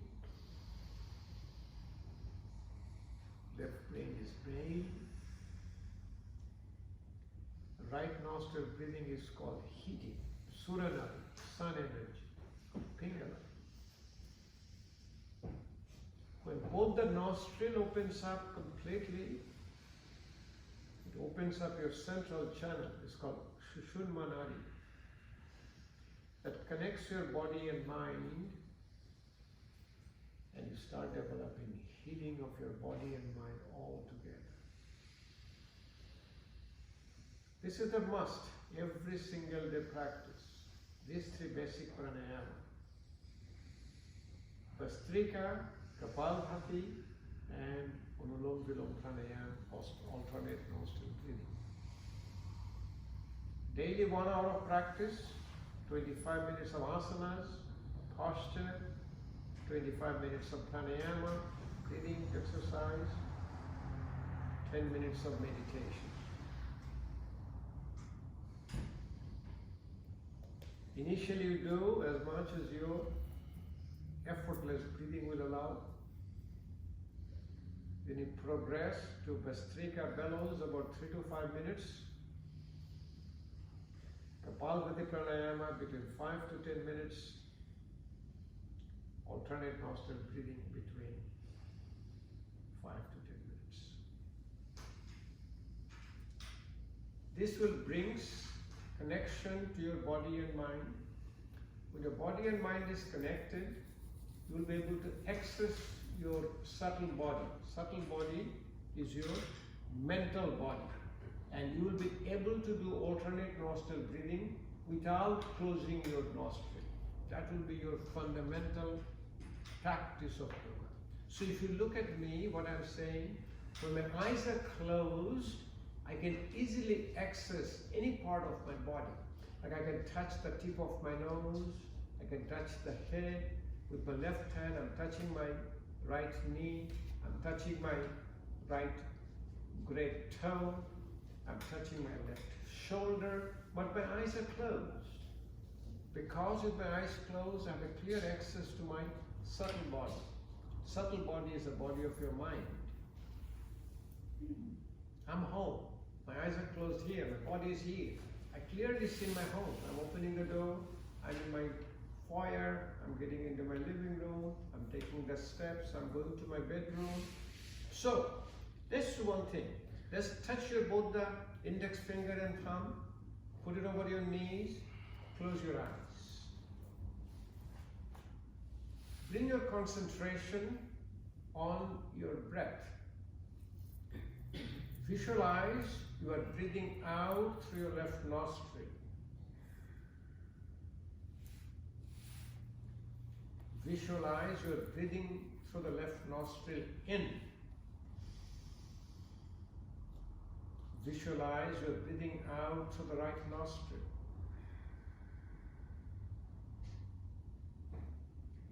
Visualize you are breathing through your right nostril in.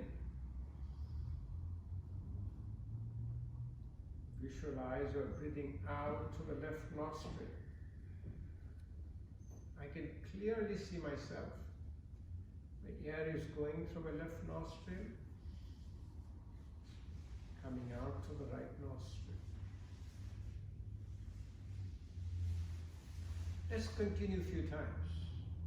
Eyes are closed, focused on in between your eyebrows. Continue mental alternate nostril breathing.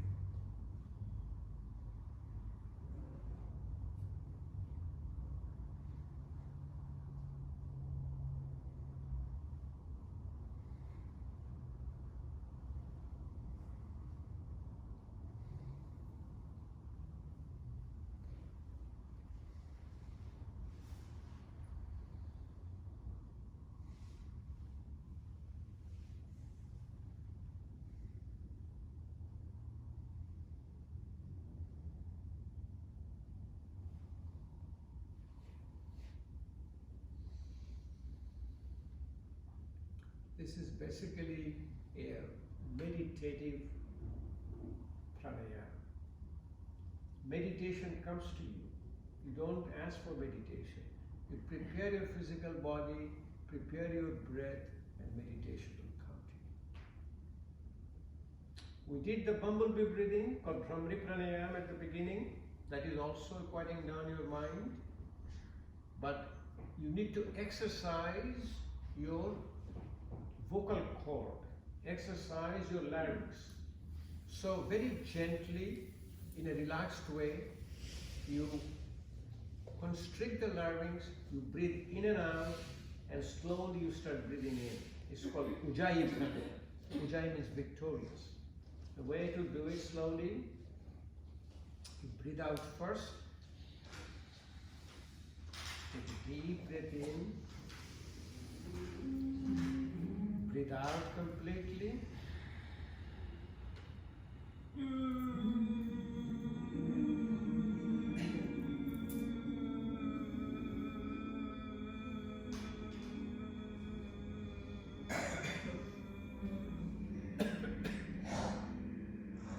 Notice I'm getting a cough. When getting a cough, that means you are hitting the right place. The cough comes from your larynx. If you want to do it initially very gently, you can do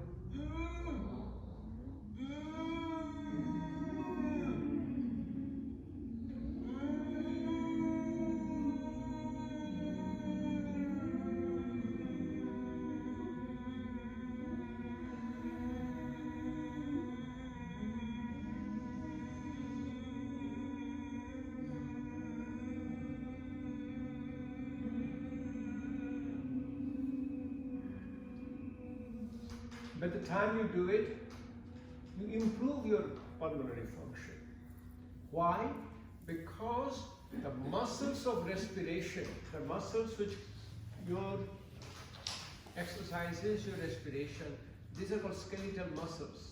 This can be trainable. This is like a biceps. You're doing a 5 pounds. In 2 weeks, you will be able to do a 7 pounds.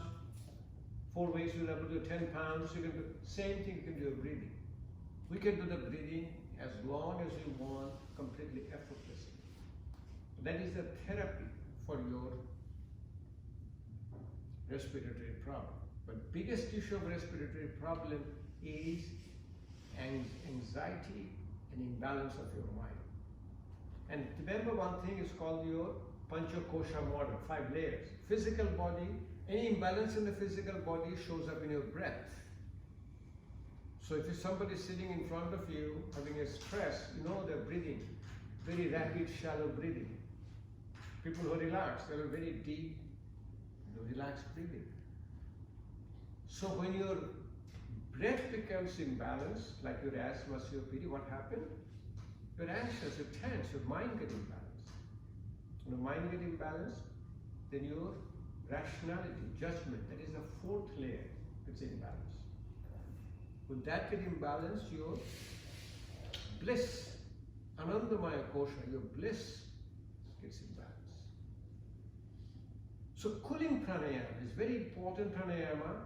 This is called your Sitali pranayama and Siddhari pranayama. You never breathe through your mouth.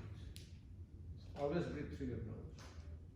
But somebody one time told me, and I also respect them, he said, I have to breathe through your mouth. So what you do, you can breathe through your nose, breathe out through your mouth. Breathe through your nose, breathe out through your mouth. Another thing I always suggest people practicing yoga is that, especially yoga therapy, listen to your body. If you feel uncomfortable, whatever you're sitting down, get up, sit in a chair, get a stretch break, get a comfort break. Always listen to your body. And each one body is different. That's what I said.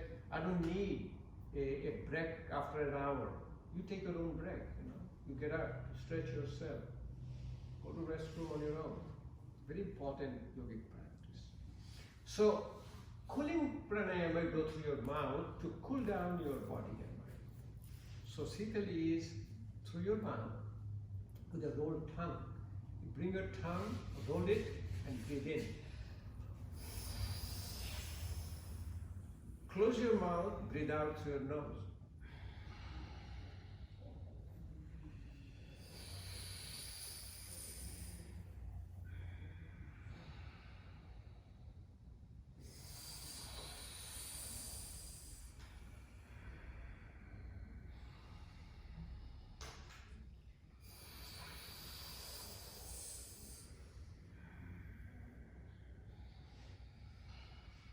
Very nice pranayama for women with hot flashes. Very pranayama for your acid reflux, people with inflammatory disease. Even the heart attack is an inflammatory disease. Now, if you say cannot breathe through your tongue, you can breathe through your teeth. For Siddhkari pranayama, the people do it. I said somebody cannot stick out their tongue. Then breathe through your teeth.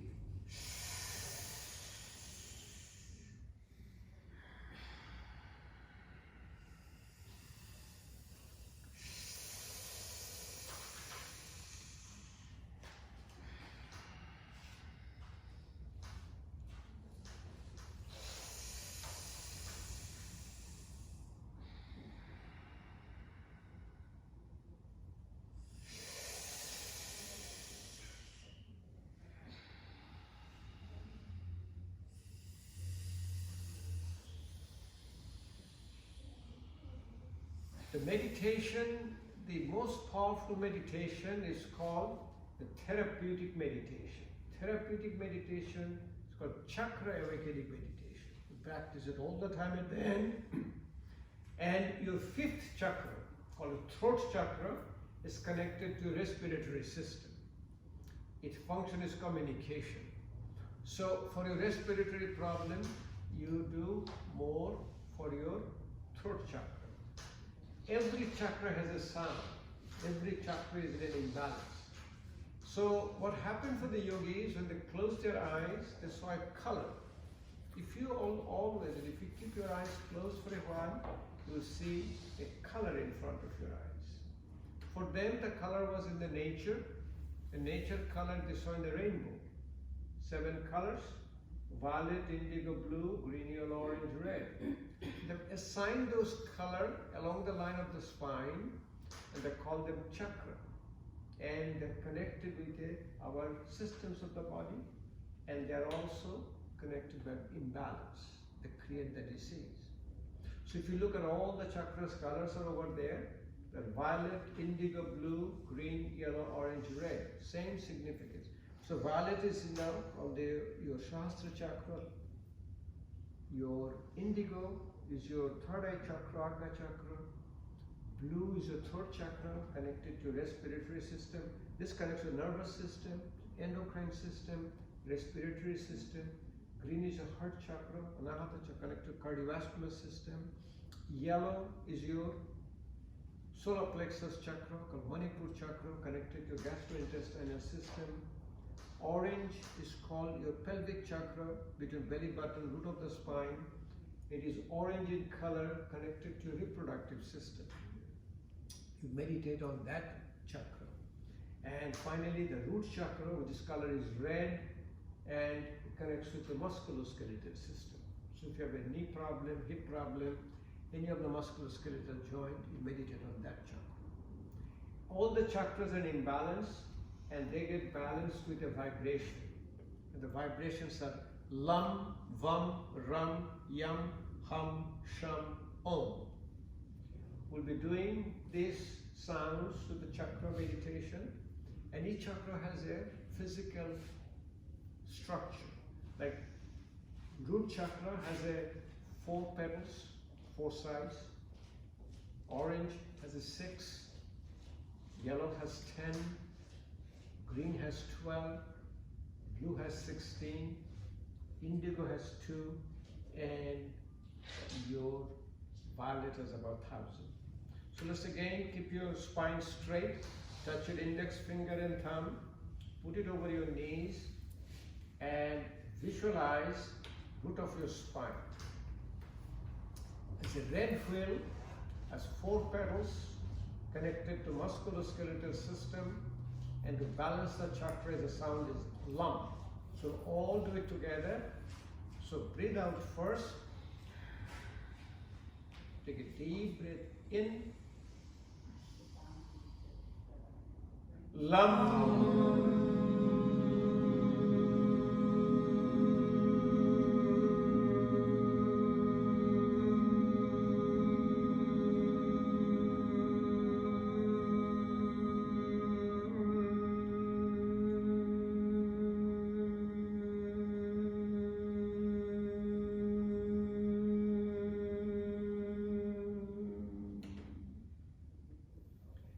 Bring your awareness between belly button and the root of the spine. Color is orange. 6 sides connected to your reproductive system. Sound to balance the chakra is Vam, V like a victory. So breathe out first. Take a deep breath in. Vam.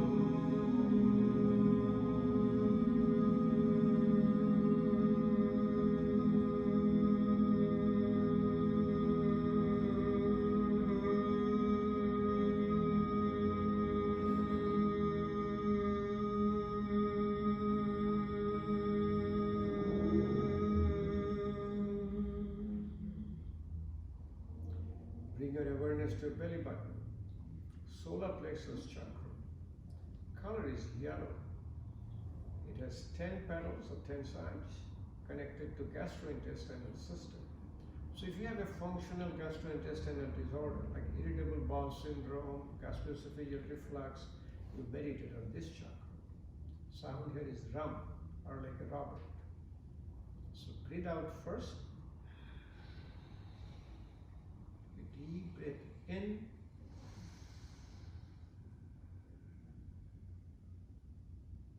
Ram.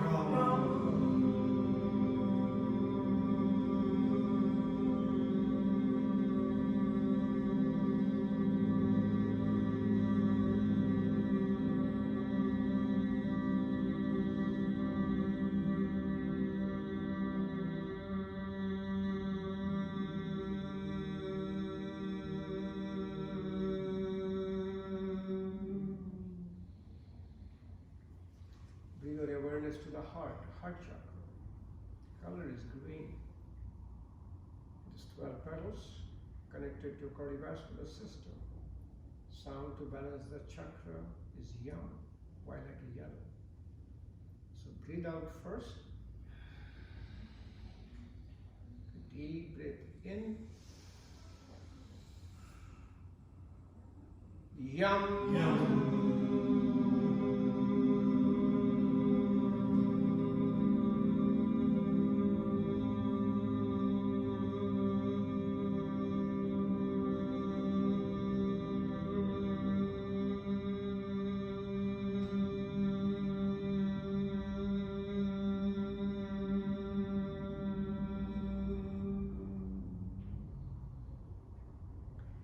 Bring your awareness at the level of your throat chakra. The color is blue. 16 petals connected to respiratory system. Function is communication. To balance is called hum. Since you're talking about respiratory system, let's do about 3 times at this chakra to balance it, the hum. So breathe out first. Take a deep breath in. Hum, hum.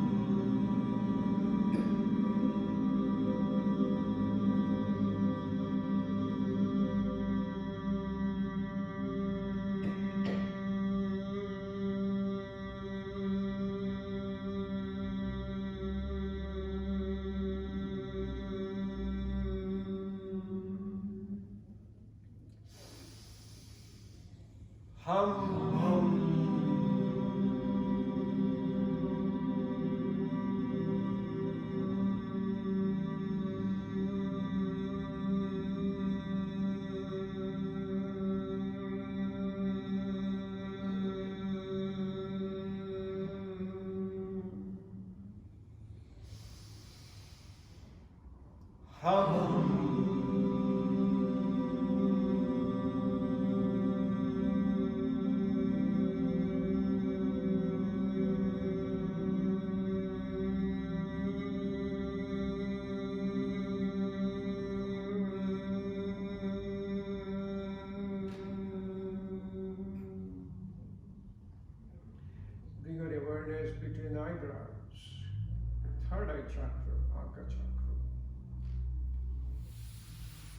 color is indigo, connected to endocrine system. The sound here is a shum, S-H. So breathe out first. Take a deep breath in. Shum, shum.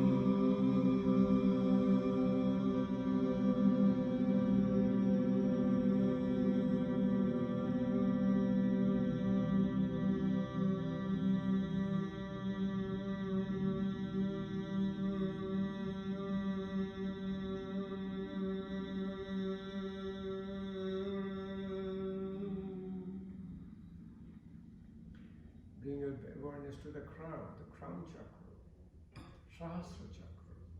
Color is violet. 1,000 petals connected to nervous system. Balancing this chakra sound is Om. The yogic Om has a 3 component, A, U, M, A, U, Ma. A comes from the lower part of the lung, U comes from the middle part of the lung, Ma comes from the upper part of the lung. So breathe out first. Deep breath in.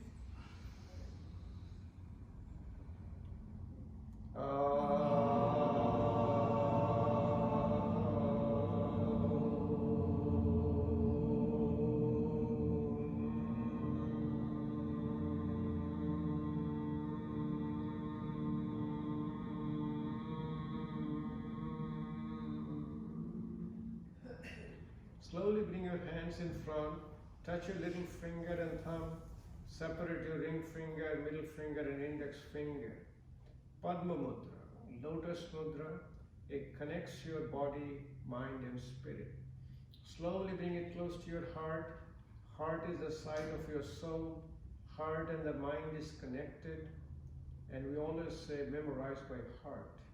Heart is our mind. Yoga gives us wellness, physical wellness, mental wellness and spiritual wellness. Physical wellness gives us strength and stamina. Mental and spiritual wellness gives us healing. Slowly bring your hands in front. This is a yogic gesture. I honor the divinity within you, called Namaste. And slowly rub your hands, rub your hands. It's a very nice yogic practice. When you feel the warmth in your hand, for thumbing and cupping, remove your glasses, put your hands over your eyes like a cup, and massage your forehead, massage your eyes, massage your face and head and neck. It's a very powerful yogic relaxation. So, summarizing what we've done today, it's a yoga therapy for respiratory disorder. But instead of starting a breathing technique, the pranayama, you start with the relaxation practice first. Because if you ask any people who have a respiratory problem, start improving their breathing, first they will have a very anxious. Plus, this anxiety is built in their body and mind, which you call a neuroplasticity, and they will never do it. So you always do that shoulder relaxation, neck relaxation, relax your shoulder. Any question? Well, is there any specific thing that people who are facing coronavirus, or is there anything they can do? I think to me, coronavirus today, at least for me, I'm doing the Jalneti, so it has to come from your external source, and this is same for my like any allergies or anything. And obviously yogis don't get any of this. Why? Because it's their overall immunity, overall their body's health, we call it a wellness is better. So they have called your antiviral software around them, so viruses will come. There is a lot of yogic practices. This alternate nostril breathing is very helpful. Bastrika pranayama is very helpful. But overall, I think it is a daily practice. What we do brings our health and healing back. and no disease comes to us. But I am a very proponent of your washing your nose, Jalneti. Even in Dubai, I was outside. When I come home, I did that. Some black particle was coming out. So it is always there in the air. What do you use in the neti? Just distilled water? Or No, I just use the little lukewarm water, and I use your non-iodized salt. I use about 6 or 8 pinches. And our water here is not the issue at all in the United States. Outside, I always get this question, what water I use? My answer is, if it's a drinkable water, it is safe enough. Or if you're concerned, use a bottled water. Like when I'm traveling, I use a bottled water to use my Jalneti. And wherever I go, people will say, oh, our water is fine, you can drink, it's all being filtered. I said, no, I need to go and get some bottled water. So I need to for my neti pot and Jalneti. We can boil the water too. You can boil the water too, and somebody even goes even another step ahead. Using almost your sterilized water, the sterilized. But if you think, your nostril is the most resistant. Like, think about the air you are breathing. I'm not saying here. So if you go to Mexico City, or you go to Delhi, in India and Delhi, average particle is there about 700, 800 particles. Literally, it's a carbon particle you are breathing. Or you are, as I said, you are going to take a dip in a public swimming pool. all the water goes into your nostril, and you don't know what is there. There is incidence because our nose is connected to our brain. It's called a cribriform plate. Do you know if you do a surgery operation underneath your brain called a pituitary gland, they do it through the nose. So the nose, they do surgery. So there is a direct communication. And in South here, I think there's somewhere in New Orleans, there is a called amoeba. Amoeba is one of the germs in the water. Amoeba has gone through during a neti pot, Jalneti practice, and caused the cerebral amoebiasis, and there is incidence of 2 or 3 deaths by doing this neti pot. It is already being published. CDC is warning people, but for me, I said, if 3 people out of 350 million people died, I'm not a statistics, and I feel good when I do the neti pot. Thank you again. Thank We'll see you. You know that if I'm in town, I'm here, but unfortunately, I look at my schedule. It looks like I'm not here too many times. But again, if I'm not here, I'm somewhere else,